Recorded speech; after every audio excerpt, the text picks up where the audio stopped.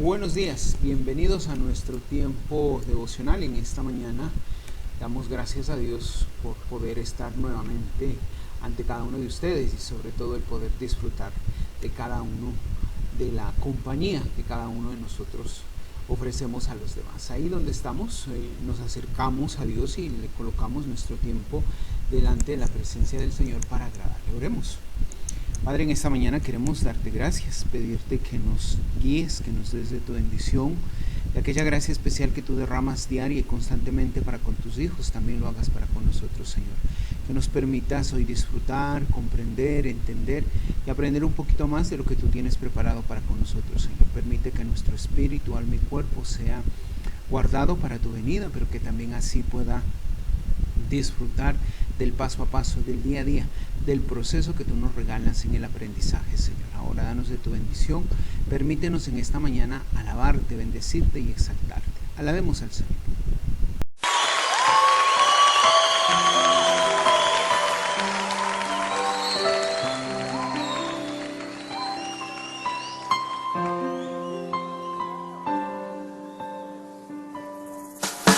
De tal manera me amó que su vida no escatimó, hasta el final Él se entregó y a la muerte fue porque Él me amó. De tal manera me amó y no hay forma en que podré pagar el precio de su grande amor, pero toda mi alma quiero dar. Por su amor yo viviré, de su amor yo cantaré, con mi Jesús caminaré, porque Él me amó a mí. Por su amor yo viviré, de su amor yo cantaré, con mi Jesús caminaré, porque Él murió por mí. Le seguiré.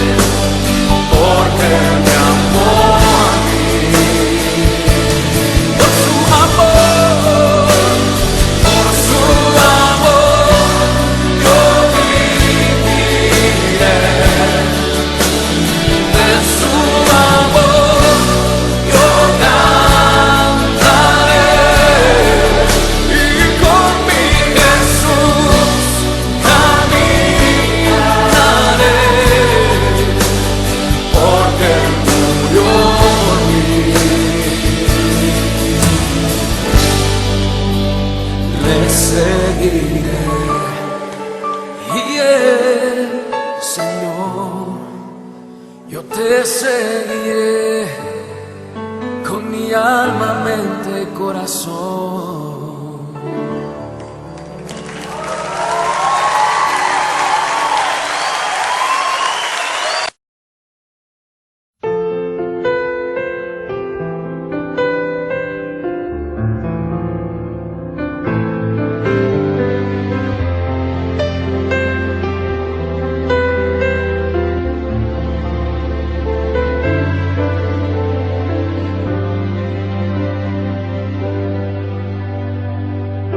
Y yo que pensaba que habías olvidado todas esas cosas que un día te pedí, todas las canciones que un día te escribí.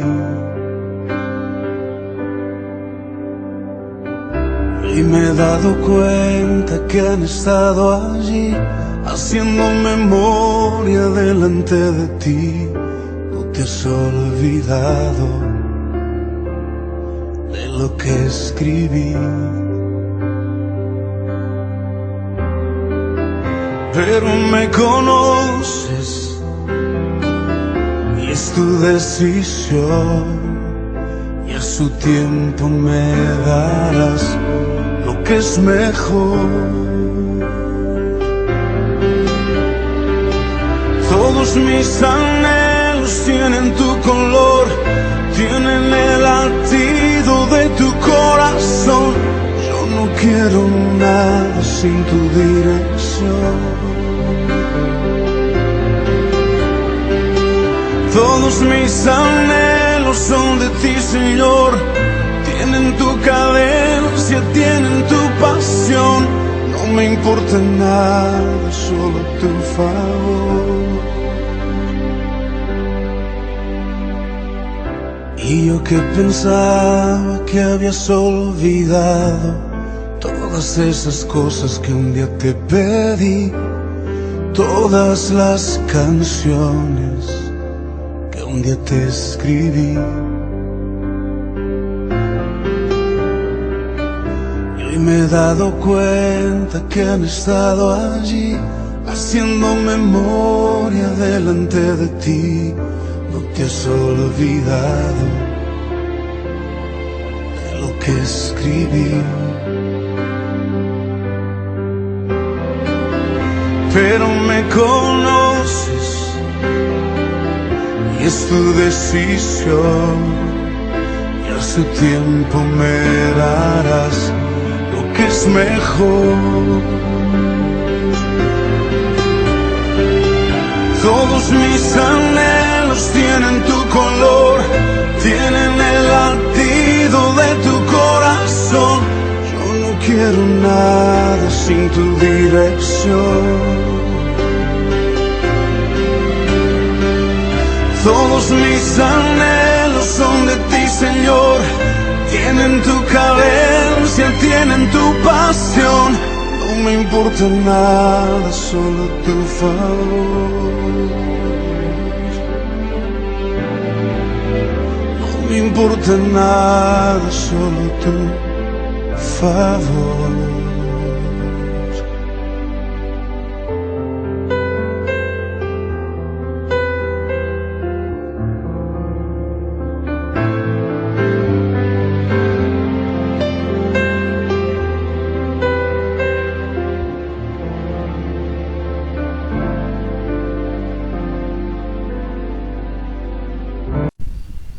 Te damos gracias, mi Dios, y solamente agradecidos porque nos permites aún a través de la música poder darte a conocer cuáles son nuestras emociones, nuestros sentimientos, pero sobre todo nuestro agradecimiento, nuestra gloria y exaltación a ti, pues tú eres el único que recibe todo poder, toda honra, toda gloria y exaltación, Señor. A ti, bendito Dios de los cielos, gracias a ti, Padre, gracias a ti, Señor Jesucristo, gracias, Espíritu Santo, por hacer lo que tú tienes que hacer y por lo que permites que cada uno de nosotros estemos delante del Padre, delante del Hijo, disfrutando de la obra sanadora, restauradora, generadora, pero sobre todo de este tiempo especial. Ahora, permítenos continuar conociendo más y más de nosotros, que cada una de esas espíritu, alma y cuerpo, en cada una de sus instrumentos, en cada una de las dimensiones, en cada uno de su conglomerado, amado Señor, tú nos ayudes a entender que tanto nuestra intuición, conciencia, comunión, que mi mente, mis emociones, mi voluntad, que la fisiología, la morfología y la anatomía esté conforme tú quieres que esté ese Señor de los cielos. En el diseño original, permítenos vivir, disfrutar de ti, danos de tu bendición, acompáñanos, quédate con nosotros, te lo pedimos en el nombre de la autoridad de Cristo Jesús. Amén. Bueno, bienvenidos a todos los que van avanzando y van llegando a este tiempo en esta mañana. Pues tenemos mucho por qué trabajar, mucho por qué decir y pues vamos a continuar en lo que nos corresponde hoy, el día de hoy, trabajar en lo que tiene que ver con las dificultades de las dimensiones del ser, o sea, en la dimensión espiritual, en la dimensión del alma y en la dimensión del cuerpo. Hoy vamos a hablar algo muy contundente respecto de lo que tiene que ver con la parte del espíritu. ¿Y qué es el espíritu? ¿Cuál viene siendo esas necesidades? Porque nosotros también en el espíritu tenemos unas necesidades. Y la primera necesidad es la necesidad de recibir vida. La primera y gran necesidad del espíritu es recibir salud, vida y salvación. Cuando entregamos nuestra vida a Cristo, reconociendo que somos pecadores y que Él nos perdonó a través de su muerte, nacemos espiritualmente para Dios al recibir la vida que viene de Él, conforme nos dice Juan 3, capítulos 3 y 6. Sí, Juan, capítulo 3, versículos 3 y 6. Vamos a mirar, por favor, vamos a la Biblia. Sí, aquí estamos todos abriendo nuestra Biblia. Juan, capítulo 3, versículo 3 y 6. Y dice el 3: Respondió Jesús y dijo: de cierto te digo que el que no naciere de nuevo no puede vivir en el reino de Dios. Versículo 6: el que es nacido de la carne, carne es, y el que es nacido del espíritu, espíritu es. Solamente Jesucristo puede acercarnos a Dios, y una vez que entramos a morar en la vida, o Él entra a morar en nuestra vida, es aquí donde se adquiere la vida del espíritu, una vida eterna. Cuando nacemos de nuevo somos conscientes de la realidad espiritual. Mientras más maduramos y nos desarrollamos en nuestra vida espiritual por medio del Espíritu Santo, nos adentramos a un plan de vida especial, ¿sí?, que Él solamente nos da. Ahora, es necesario, ya hemos recibido vida, ahora necesitamos también recibir el impacto del sobrenatural amor de Dios. Recordemos que solo entregamos lo que recibimos y damos lo que tenemos. Y en este caso es necesario recibir ese impacto del sobrenatural amor de Dios, que es la misma esencia del amor que nos creó con una gran necesidad y capacidad de amar. La ausencia de amor en nuestra vida nos convierte en unos enfermos emocionales, ¿sí? Recordemos que la teoterapia es un trabajo del amor de Dios para con el hombre. Como respuesta a esto se ha depositado su vida en manos de Él. Mi vida ha sido depositada en manos de Dios. En la teoterapia, el amor es la fuerza que controla nuestra vida. Esta clase de amor incondicional genera autoestima, respeto por nosotros mismos, pues entendemos que le pertenecemos a Él. Miremos lo que dice en la primera carta de Juan, capítulo 4, versículos 8 al 10. Primera de Juan 4, 8 al 10. El que no ama no ha conocido a Dios, porque Dios es amor. En esto se mostró el amor de Dios para con nosotros, en que envió a su Hijo unigénito al mundo, para que vivamos por Él. En esto consiste el amor, no en que nosotros hayamos amado a Dios, sino en que Él nos amó a nosotros y envió a su Hijo en propiciación por nuestros pecados. Póngale cuidado en lo que nos habla y nos dice la palabra de Dios. Solamente cuando estamos en Él entendemos que para con nosotros, cuando recibimos el sobrenatural amor de Dios, ese amor incondicional genera en nosotros entonces el autoestima y el respeto, y así podemos entender que pertenecemos a Dios. Muy bien, ahora que nos resulta que tenemos que también vivir o recibir, en este caso, el ajuste de nuestra conciencia a los parámetros de Dios. Tener una buena conciencia tiene que ver con dos aspectos: primero Dios y luego el hombre. el pecado sin confesar, los resentimientos, la amargura, las culpas, se vuelven barreras entre Dios y el hombre. Hay una barrera, impidiendo que ésta pueda tener una experiencia de libertad del amor de Dios. Una buena conciencia trae libertad y seguridad en el espíritu. Es allí donde me va liberando dentro de nosotros el amor y la fe, principios básicos de la teoterapia, conforme nos dice la primera carta en Timoteo 1:5. Vamos a mirar qué nos dice. Primera carta a Timoteo.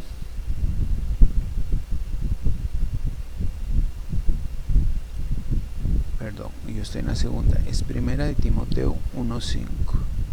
Y dice: pues nuestro evangelio no llegó a vosotros en palabras solamente, sino también en poder, en el Espíritu Santo y en la plena certidumbre, como bien sabéis, cuáles fuimos entre vosotros por amor de vosotros. Los principios básicos de la teoterapia nos habla de una manera contundente y precisa. Entonces, allí donde usted está, en este momento está asomando un gráfico en su pantalla en donde podemos ver que el espíritu se encuentra algo muy especial. Está la racionalización, la mente confusa, la neurosis espiritual y la vida legalista. En el centro siempre va a estar el yo, que hace pues el común unión entre el espíritu, el alma y el cuerpo. Pero es nuestro corazón el que hace posible que todo se lleve acorde al alma, del espíritu, al alma, y del alma al cuerpo. Esas son las dificultades del espíritu. Siendo que la salud empieza en nuestro espíritu, debemos atender específicamente su buen funcionamiento, permitiendo al Espíritu Santo obrar y fortalecer esta área de nuestra vida. Cuando nuestra área espiritual no vive con Cristo o simplemente no recibe la plenitud de Dios, el alma comienza a mal suplir las necesidades del espíritu y se presentan unas dificultades. Y ahí es donde vamos a mirar la dificultad. La primera dificultad es la racionalización y una mente confusa. Miremos lo que nos dice Lucas, por favor. Dice Lucas 18, versículo 11 al 13. El fariseo, pues también oraba consigo mismo de esta manera: Dios, te doy gracias porque no soy como los otros hombres, ladrones, injustos, adúlteros, ni aun como este publicano. Ayuno 2 veces a la semana y doy diezmos de todo lo que gano.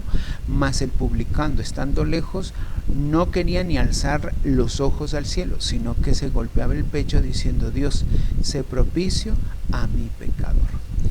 La racionalización y la mente confusa es una vida con base a los esquemas mentales, a lo que yo creo tener, a lo que yo pienso, ¿sí? Y tratamos de enderezar con justificaciones nuestros torcidos valores o juicios.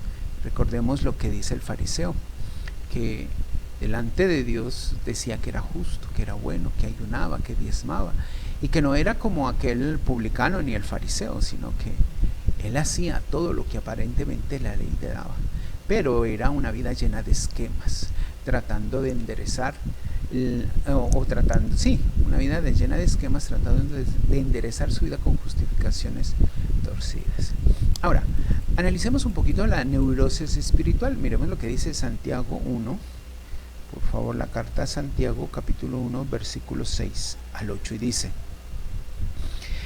pero pida con fe, no dudando nada, porque el que duda es semejante a la onda del mar, que es arrastrada por el viento y echada de una parte a otra. No piense pues quien tal haga que recibirá cosa alguna del Señor. El hombre de doble ánimo es inconstante en todos sus caminos. ¿Sí? La neurosis espiritual se tiene que ver que la vida de relación con Dios se basa simplemente a las emociones. Queremos sentir un lugar en donde creer, ¿sí? Entonces le tomamos como amuleto o como forma solamente el distrito, solamente tal lugar, el lugar de creer, ¿sí? Queremos sentir en lugar de creer. No hay confianza en la bondad y en la misericordia de Dios. Como resultado de nuestra inseguridad respecto a Dios y nuestro desánimo, nuestra vida es una montaña rusa espiritualmente hablando. Sube, baja, a veces bien, a veces mal, a veces que sí, a veces que no. ¿Y cómo andamos? Más o menos bien, líder, para no preocuparse. ¿Por qué? Porque su vida está llena, en este caso, de una neurosis espiritual, ¿cierto? Ahora, eso nos lleva a nosotros a vivir una vida legalista en base al esfuerzo propio de cada uno de nosotros. ¿Qué implica la vida de legalista? La persona se acerca a Dios por temor, no por amor, sino por miedo. Y siempre está haciendo un esfuerzo para ser aceptado por Dios y por otros. Cada día trata de ganarse las bendiciones de Dios. ¿Sí? Nos dice Efesios 1:6. Vamos a mirar qué nos dice Efesios 1:6. Dice: para la alabanza de la gloria de su gracia, con la cual nos hizo aceptos en el amado. Si ya somos aceptados, porque tratamos de querer agradar a Dios con el esfuerzo. Por temor me acerco a Dios. Uy, si yo no voy al distrito, si yo no hago esto, si no hago aquello, me va a ir mal. No es por temor, es por amor que me acerco a Dios. Bien, claro está. Ahora pasemos a la dimensión psicológica. ¿Qué tiene que ver la dimensión psicológica en el alma? El alma es el equivalente a nuestra dimensión psicológica. En ella encontramos los atributos esenciales de nuestra personalidad, lo que son la mente, las emociones y la voluntad, haciéndonos conscientes de nosotros mismos. Conocer el alma es muy importante en teoterapia, pues en ella el campo de batalla de nuestro ser. Allí está el campo de batalla de nuestro ser. El alma debe ser ganada y sometida a los caminos más altos en el Espíritu de Dios. Nuestras emociones expresan el cómo nos sentimos, nuestra mente lo que pensamos y nuestra voluntad nos comunica lo que queremos. El verdadero cristiano no busca aumentar las emociones ni aumentar el saber, aunque ambas son válidas y tienen su propio lugar, sino rendir la voluntad a la dirección divina. Mi voluntad sea dirigida por la voluntad de Dios, ¿sí? O la voluntad divina. Ahora, dentro de esta parte psicológica hay tres necesidades. Puesto que el alma se debe ser ganada y sometida a los caminos más altos del Espíritu de Dios, necesitamos identificar sus necesidades básicas. Necesidades básicas, que por ejemplo, en la primera, si estamos viviendo en una neurosis de vida o en el raciocinio o en una simplemente forma de caminar, necesitamos entonces entender nuestra salud mental. Cuando hablamos de gozo, de paz espiritual, de tranquilidad, de equilibrio emocional, estamos hablando de salud mental. En lo que pensamos determina lo que somos, conforme nos dice Proverbios 23:6, porque tal es su pensamiento, tal es él. Las afirmaciones en nuestra mente no acordes a la verdad de Dios son alimentos tóxicos que generan sentimientos y conductas negativas. Cuando cambia nuestra manera de pensar, renovar nuestra mente, veremos cómo consecuentemente cambian nuestros sentimientos y conductas,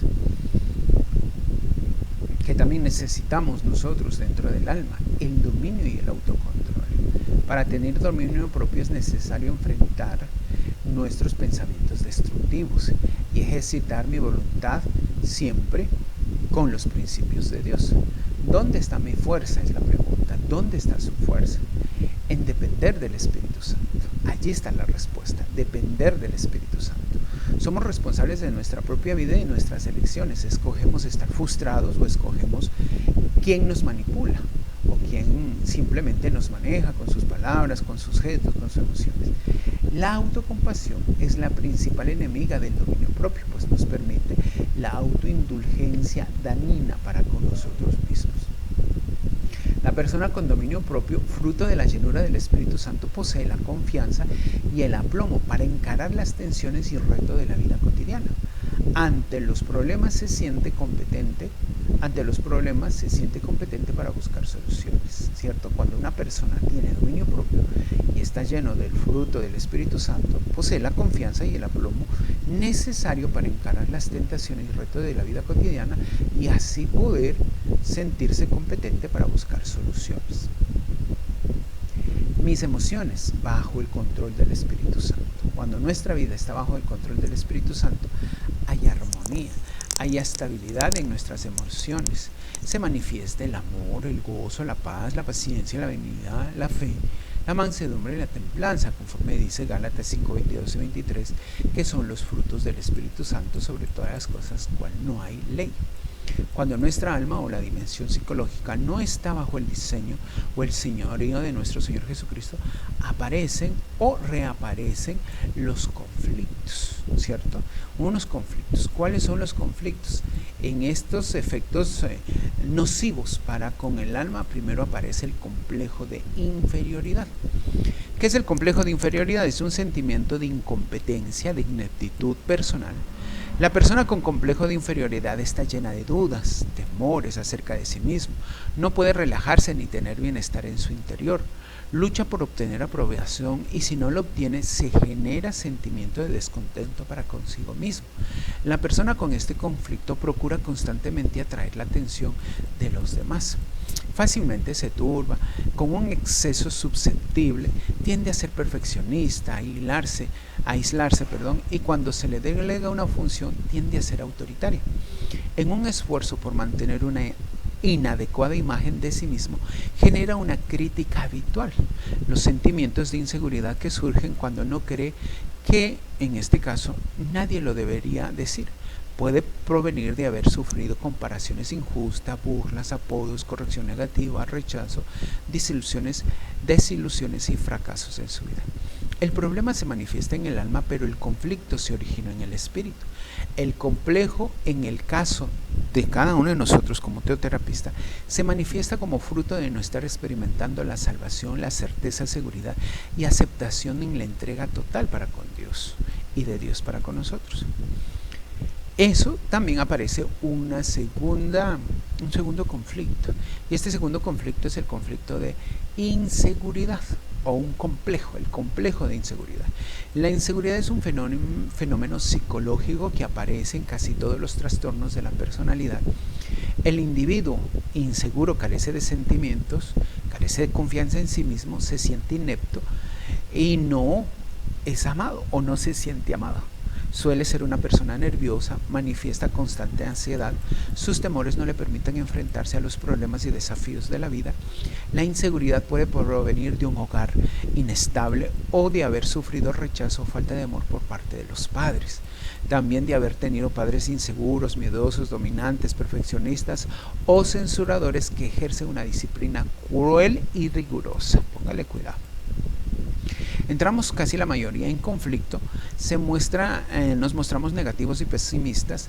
La inseguridad definitivamente coloca a cada ser humano en una condición de desventaja, pues se siente derrotado como si estuviera tirando la lona, pues dudamos de su permanente comunión con Dios.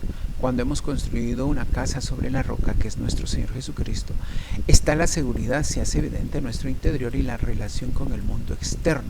Entonces desaparece el conflicto de inseguridad, ¿cierto? Perdón.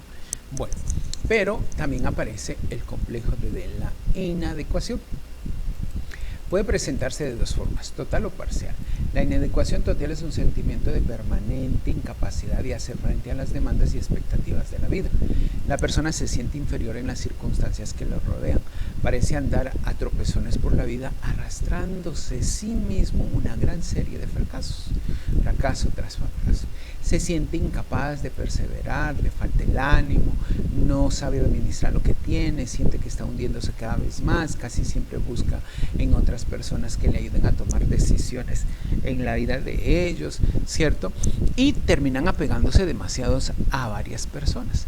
La inadecuación parcial se presenta cuando un individuo, por situaciones traumáticas, se siente torpe al enfrentar ciertas situaciones y circunstancias que nos presenta la vida. Esto se puede presentar por demasiada dependencia de los padres, por no haber tenido un adulto que fuera modelo de vida o por haber sido demasiado sobreprotegidos o, si somos nosotros, también demasiado sobreprotectores. Dañamos la vida de nuestros hijos. La psicología nos aconseja desarrollar las fortalezas del ego, pero muy a diferencia, en la teoterapia aconsejamos comenzar el tratamiento desde la área espiritual, de tal manera que el ego sea debilitado para que sea Cristo el que tome el control de todo su ser, conforme nos dice Gálatas 2:20, y ya no vivo yo, mas Cristo vive en mí. Pero en todo esto también aparece la culpa. La culpa puede definirse como un sentimiento de maldad o la sensación de haber hecho algo malo, de haber hecho algo malo, ¿cierto? El perseverar o el reservarse pecados, o sea, el autoengaño en nosotros mismos o por heridas emocionales y conflictos sin resolver. El sentimiento de culpa produce nerviosismo, tensión en las relaciones, susceptibilidad, mal carácter, nos enferma, insomnio, ¿sí? Y en este caso hay 3 tipos de culpa que analicemos. La culpa real, que es el desasosiego y la intranquilidad del alma como resultado de haber pecado contra Dios y contra la persona. En este caso, el Espíritu Santo tiene que redarguir para llevar a la persona a la confesión, la cual implica desocuparse todo cuanto ahoga en el alma y apropiarse del perdón y la limpieza ofrecidos por nuestro Señor Jesucristo y aplicados al Espíritu Santo. Miremos lo que dice el Salmo 38, versículo 4.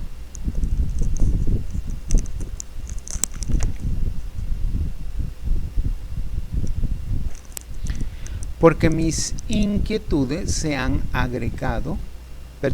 porque mis iniquidades se han agravado sobre mi cabeza, como carga pesada se han agravado sobre mí. Mientras no confesemos, va a estar siendo una carga pesada para con nosotros, pero esto es la culpa real, porque es algo que nosotros sabemos y entendemos que hemos ido en contra del carácter de Dios. Ahora, la culpa ficticia o imaginaria. La persona se siente culpable por situaciones producidas en el medio ambiente. Generalmente está asociada a la falta de amor y aceptación en la niñez, o sea, cuando son niños no deseados, y a profundas heridas emocionales. La persona lucha en la sensación, o está en una constante lucha de la sensación de que no encaja en el ambiente familiar. Esta culpa se presenta bajo diferentes máscaras: perfeccionismo, conducta ejemplar, agresividad, expectación de censura, autocastigo, entrega a los malos hábitos y dolencias somáticas, ¿sí? La culpa moral o la culpa psicológica, la culpa proviene de sí mismo. La persona sabe que Dios le ha perdonado, pero no puede experimentar su perdón por los altos estándares y exigencias con las que fue formado en su niñez. O sea, ya Dios le dijo que le ama y él dice, pero no creo que sea posible, porque así le enseñaron a Dios, que no servía, así le enseñaron en su casa, que no servía, que no era bueno, que era malo, que ni para robar sirve. Entonces, esa forma le da unos estándares demasiado grandes y entonces Dios, sin pedir absolutamente nada, le dice que es amado, que es perfecto, que es especial, y él no cree que Dios le ame. De ahí sale un pocotón de conflictos que podríamos agrupar en las preocupaciones, puestas que en evidencia de la fragilidad de nuestro yo comenzamos a sentirnos débiles y vulnerables al ver nuestra incapacidad de controlar las cosas y que aparecen en nuestra vida eventos que van anticipados. Vienen las dudas que se deben a la falta de convicciones profundas. La persona se llena de incertidumbre respecto a lo que es y respecto a su futuro. Las dudas se generan, ¿cierto?, en lo que no hemos hecho, no hemos entregado nuestra vida total a Dios. Pero también, aparte de la duda, está el miedo, que es una sensación de una gran inquietud suscitada por el peligro real o imaginario. Las preocupaciones y las dudas se manifiestan primero en la mente, pero poco a poco va surgiendo un componente emocional progresando, elevado, y se llama miedo, ¿sí? En este caso, cada uno de nosotros podemos vencer el miedo, pues puesto en la persona de Jesucristo a nuestros ojos, que es el centro y el eje de nuestra vida, se perderá el miedo. Cuando nuestro interior desarrolla conflictos anteriores, se destruye la armonía y la salud. Aparece en nuestra alma la frustración, una desagradable sensación de no estar logrando metas. La frustración y la hostilidad nos lleva o dirige, ¿cierto?, a una situación específica, generando fobias, miedos e irritaciones. Esas fobias o esos miedos tienen que ver con un mundo que abarca un sinnúmero de cosas y que pues hoy vamos a analizar muy brevemente, como es la hostilidad. Es una fuente de emoción fuerte que amenaza con la posición social, el bienestar físico o la autoestima de una persona, que produce la reacción, la ira, el gritar, el golpear objetos. Es una fuerte emoción de enemistad y mala voluntad, ¿cierto? Entonces, en este caso, cuando se vuelve hostil, ¿cierto?, cae obviamente en actitudes de juicio, condena y señalamiento hacia otros, pero es que no podemos nosotros tener. ¿Cuándo sucede esto? Cuando nuestra mente está vacía. La hostilidad afecta a nuestra mente, pues produce la argumentación, la fantasía, la esquizofrenia y la paranoia. La argumentación es la necesidad de estar defendiéndonos o presentando excusas que nos impiden reconocer que el problema está en nosotros, lo cual lleva a una gran frecuencia a culpar a otros, inclusive a Dios. La fantasía podemos definir como una representación mental de una escena o suceso irreal. La persona me mantiene pensando en cómo le gustaría que fueran las cosas. Esto le vuelve inefectiva en el mundo real. La fantasía es un extremo peligrosa y hace daño a la mente y no tiene soporte bíblico y responde al hoy y al yo. La esquizofrenia, las fantasías pueden llegar a tomar con todo el control de nuestra mente, llevándonos a vivir totalmente fuera de la realidad. Las personas se niegan a enfrentar la verdad, crean sus propias mentiras y comienzan a desarrollar anormalidad en sus comportamientos. En este estado de ánimo se caracterizan por la apatía, la falta de iniciativa, el desapego social y la inactividad, la confusión y la lucha emocional. En cambio, la paranoia se siente inadecuado y culpa a otros de su fracaso, experimenta delirios de persecución o grandeza.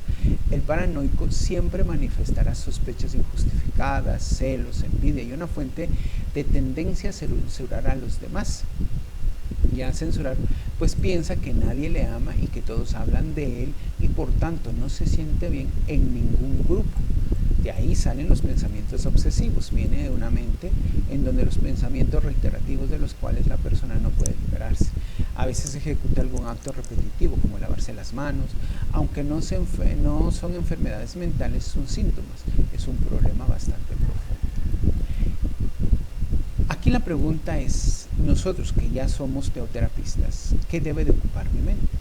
La mente de un teoterapista debe de rechazar la fantasía, la irrealidad en el alma sujetas al yo y dar la plena cabida a los sueños y visiones del Espíritu Santo, producto de una comunión con el Señor Jesucristo, que es nuestro teoterapista por excelencia.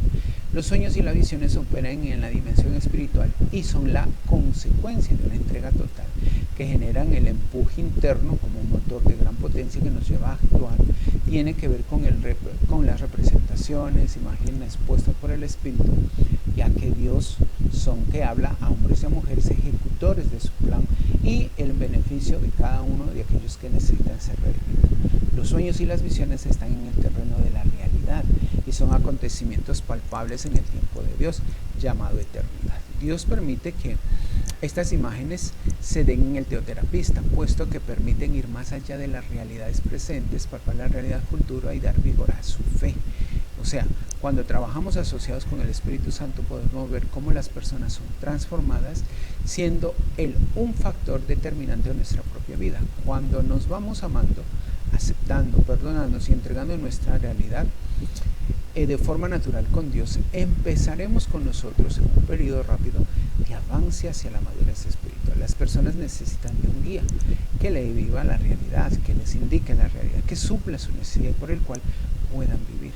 Jesucristo es esa persona y nosotros el conducto por el cual haremos llegar a que cada una de estas personas conozcan el camino hacia el Jesucristo y pues lo aprendan a experimentar. ¿Qué sucede cuando la hostilidad afecta a las emociones? La hostilidad afecta a nuestras emociones, puede producir ira, depresión y ansiedad. La ira es el descontento y el malestar. Es tan grande la sensación de fragilidad y orfandad que la persona se siente amenazada en su bienestar y reacciona con una fuerza de rabia, de enojo, de venganza, necesidad de defenderse aparentemente de una cosa y de sacar a flote todo el daño causado. Esto les lleva a volverse agresiva, violenta, a dar golpes y aún a producirse y producir daño a los demás. ¿Qué implica la depresión? La hostilidad reprimida se enfoca hacia nosotros mismos, produciendo inconformidad, descontento, tristeza. Pensar hacia nuestra propia persona. La depresión puede caracterizarse por una disposición psíquica de desesperación que nos abruma en un sentimiento de insuficiencia, de bajeza, que esto generalmente genera decaimiento, descuido personal, dejadez, postración, pesimismo, desesperanza, que igualmente con frecuencia emprenden acciones de autocastigo o autodestrucción, por ejemplo, no comer o comer en demasía, dormir poco tiempo, consumir drogas, alcohol, abandonar los intereses e inclusive el intento de suicidio. Ahora, la ansiedad o la angustia es la respuesta emocional con un fuerte comportamiento de miedo y aprehensión a la inquietud, la intranquilidad marcada e incertidumbre ante un peligro real o imaginario. Es un grado más extremo que puede producir el pánico. Puede existir o no una causa específica o un factor determinante y que poco a poco pasa de ser puntual a permanente, afectando el equilibrio psicológico de la persona. Generalmente la ansiedad se manifiesta por las dificultades para respirar, las palpitaciones del corazón, el acto de comerse las uñas, el insomnio. La siguiente gráfica nos muestra la dinámica de nuestras dificultades en el alma. Miremos allí en la gráfica cómo está y nos dice que en el alma está la inferioridad, la inseguridad, la inadecuación. De ahí sale la culpa real, imaginaria o moral, que nos lleva a preocupaciones, dudas y temores y frustración. Y la frustración es interna y externa, llevándonos a una hostilidad en donde las emociones, la ira, la depresión y la ansiedad, en la mente, la argumentación, fantasía, esquizofrenia, paranoia y pensamientos obsesivos. Y recordemos que nuestra alma nos relaciona con los demás y entonces ahí vienen las tensiones internas, como nos dice Mateo 15:19. Los factores que traen conflicto para con nosotros. Cuando estos síntomas de hostilidad se presentan, podemos decir que no hemos visto la respuesta de Dios y se evidencian los efectos nocivos, por lo cual se vuelve inefectivo y se expone a estar cada vez más enfermo, por cuanto también puede verse afectado los disturbios de las personas que se acercan. El gran medicamento consiste en someter mi mente a los principios reveladores de la palabra de Dios y comenzar a practicarlos. En la dimensión física, el cuerpo es la parte material del hombre expresada en su composición orgánica y su estructura funcional, que le hace consciente del mundo y le permite relacionarse con él. El cuerpo humano representa la vida física y permite que el hombre se relacione con el mundo exterior a través de sus 5 sentidos. Cuando la ansiedad, la depresión y los conflictos son reprimidos dentro del alma, hasta el punto que es imposible retenerlos, se manifiesta en el cuerpo con síntomas sintomáticos, psicosomáticos y psicofisiológicos: dolor de cabeza, espasmos estomacales, alteraciones de la piel, taquicardias y un sinnúmero de cosas. En la pantalla ven ustedes la gráfica de lo que corresponde ahora al cuerpo: los dolores de cabeza, las úlceras, dolores del estómago, gastritis, artritis, taquicardia, alma, alteraciones dérmicas, etc. Proverbios 17:22, el Salmo 32, versículo 3 y 4 nos habla de las enfermedades fisiológicas, alteraciones psicosomáticas, y el 80% del origen tienen el sistema nervioso, o sea, es psicosomático. Todas nuestras enfermedades son psicosomáticas. El problema del 90% de las personas que van a consulta externa es de índole neurótico. La neurosis podríamos definirlo como una enfermedad del sistema nervioso caracterizada por una ansiedad personalmente dolorosa, cuya causa puede ser corporal o psíquica. La última puede llamarse neurosis psicogénica. La neurosis no es ira ni histeria. Una persona neurótica es simplemente una persona que sufre mucho. El concepto neurosis es sinónimo de dolor emocional excesivo, consecuencias en índole emocional, mental y física. Estas secuelas pueden ser de muchos tipos: ansiedad, fobias, depresión, agresividad, hiperactividad, adicciones, obsesiones, miedos, problemas de personalidad, pero en general todas ellas comparten una misma naturaleza, un mismo significado.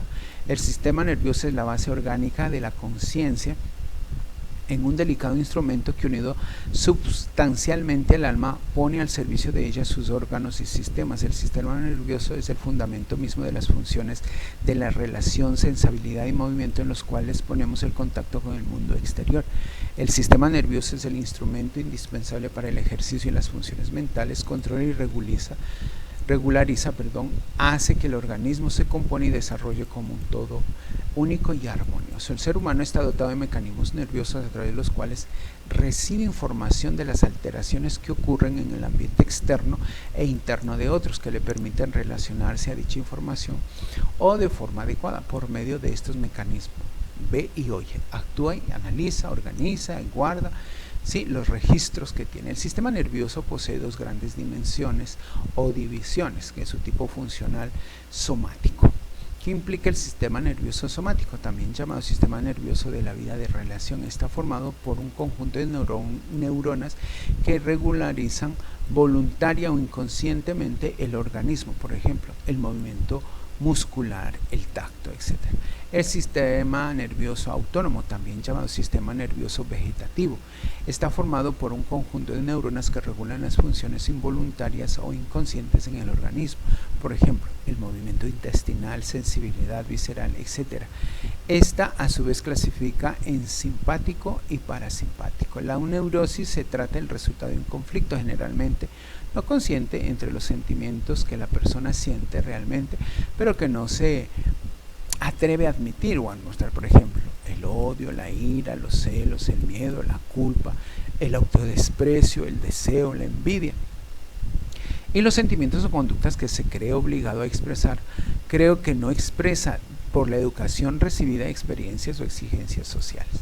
Hay pasiones incontrolables que se agitan en el yo y particularmente tratan de invadir nuestro ser consciente. El yo social reprime todo contacto con estas pasiones, intentando rechazarle como mecanismo de defensa, ejerciendo sobre ella sensación de sanción o censura, promoviendo la reprensión de los contenidos psíquicos inaceptables. El permanente estado de represión obliga a las pasiones incontrolables a buscar salidas a través del yo. Para acceder a nuestro consciente, las pasiones reprimidas no se encuentran en su expresión ocasional en adaptaciones de la personalidad y descontextos dolorosos, especificados en el nombre de neurosis, definido anteriormente. Cuando el conflicto en el alma y en el espíritu ha originado esta enfermedad en la vida de las personas, el teoterapista debe llevar a las personas a experimentar el amor y el perdón de Dios, llevándoles a disfrutar la relación con Él, que implica gozar de los resultados de la entrega total. La mente entonces comunicará a las emociones, embarcándonos en un carro fantástico de la voluntad, con un empuje interno. Si miramos con detenimiento,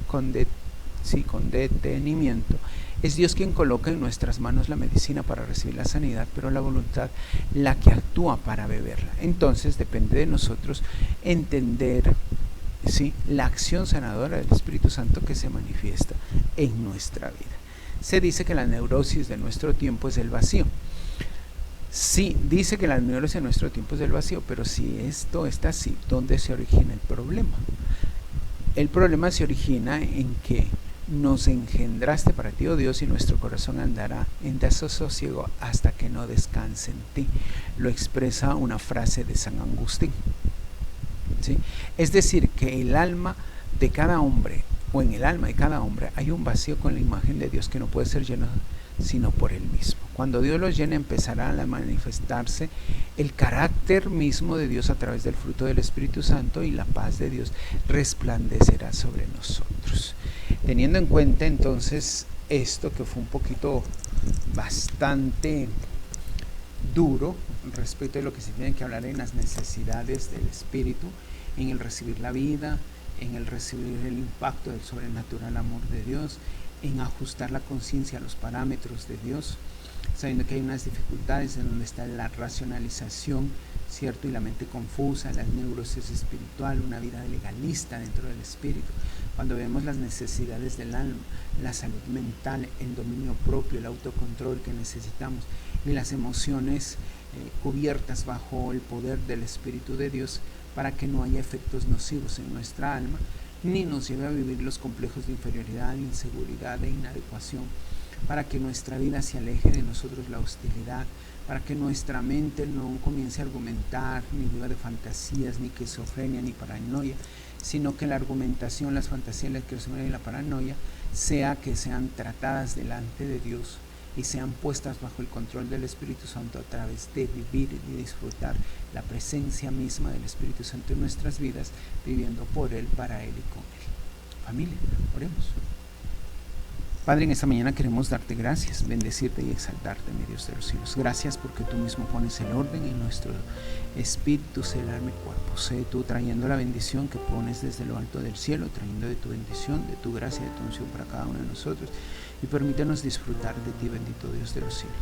Padre, que tu bendición nos acompañe siempre, haciéndonos sentirnos amados, realizados, bendito Dios, que somos hijos hechos tuyos, imagen y semejanza, amados y deseados, Señor, perfectos en tus manos, no buscando aprobación ni intentando ser aprobado por los demás. Siempre, bendito Dios, tú nos dijiste que nos amaste, amado Señor de los cielos, y sabiendo que ya no vivo yo, mas Cristo vive en mí, lo que ahora vivo, lo vivo en la fe del Hijo de Dios, el cual me amó y se entregó por mí en la cruz. Gracias, mi Dios de los cielos, por hacer de nosotros aquellos hombres y mujeres que amamos, que aceptamos, que nos falta mucho por corregir, que necesitamos hacer las correcciones necesarias, pero que hoy hemos aprendido, mi Dios de los cielos, que echando toda vuestra carga y toda vuestra ansiedad en tus manos, podremos aprender a vivir, recibir de ti, aprender a recibir ese sobrenatural amor tuyo, ese impactante sobrenatural amor, para yo poder disfrutar y vivir de lo que es ser tu hijo, Señor. Ahora tu bendición, que seas tú mismo en nuestra hermosa división de los ríos, aquí en la ciudad de Babahoyo, de la misma manera, bendice, guarda, multiplica, llena, Señor, que las ventanas de los cielos se abran y que sigas guardando con bendición, riqueza y abundancia cada uno de nosotros.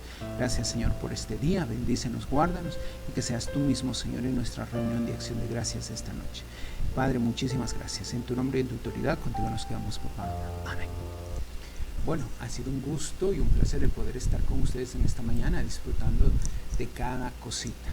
Muchísimas gracias. Entonces nos vemos en nuestra reunión normal. Dios los bendiga.